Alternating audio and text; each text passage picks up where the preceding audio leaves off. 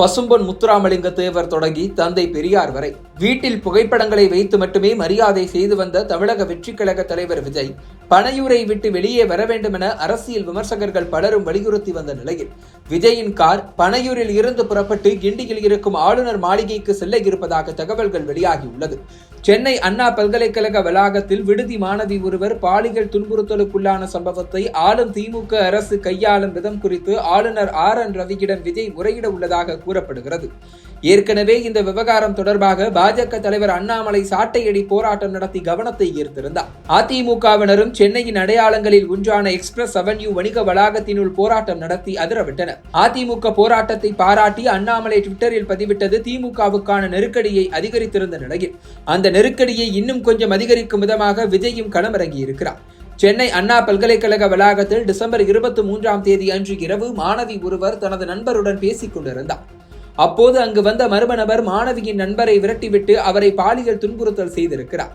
பாதிக்கப்பட்ட மாணவி அளித்த புகாரின் அடிப்படையில் கோட்டூர்புரம் போலீசார் 4 தனிப்படைகள் அமைத்து விசாரணையை தீவிரப்படுத்தி ஞானசேகரன் என்பவரை கைது செய்தனர்.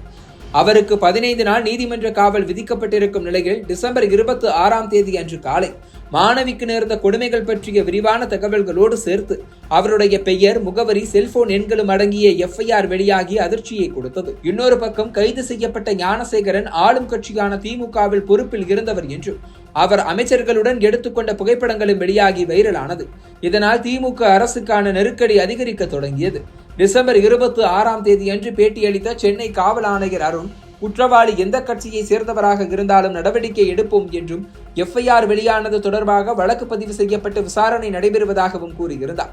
இந்நிலையில் அதிமுக வழக்கறிஞர் வரலட்சுமி என்பவர் சென்னை அண்ணா பல்கலைக்கழக மாணவி வழக்கை CBI விசாரணைக்கு மாற்றக்கோரி தொடர்ந்த வழக்கை விசாரித்த உயர்நீதிமன்றம் சென்னை மாநகர காவல்துறையை கடுமையாக கண்டித்து அதிர்ச்சி கொடுத்தது. வழக்கை விசாரித்த நீதிபதிகள் லட்சுமி நாராயணன், MS சுப்பிரமணியன் ஆகியோர் FIR-இல் பயன்படுத்தப்பட்ட வார்த்தைகள் மாணவியின் கண்ணியத்தை பாதுகாக்க தவறிவிட்டதையும் FIR வெளியானது மாணவியின் குடும்பத்தினருக்கு மன உளைச்சலை ஏற்படுத்தி இருப்பதையும் ஏற்றுக்கொள்ள முடியாது என கடுமையாக கண்டித்தனர்.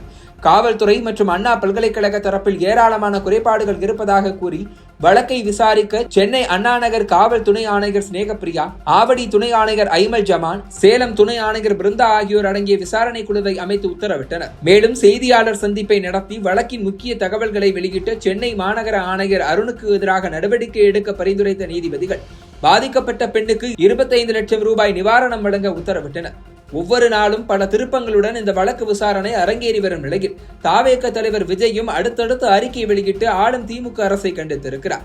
இன்று வெளியிட்டிருக்கும் அறிக்கையில் கல்வி நிலையம் முதற்கொண்டு தமிழகத்தில் பெண்களுக்கு எதிராக நடக்கும் வன்கொடுமைகள் கண்டு மன அழுத்தம் அதிகரிப்பதாக கூறியிருக்கிறார்.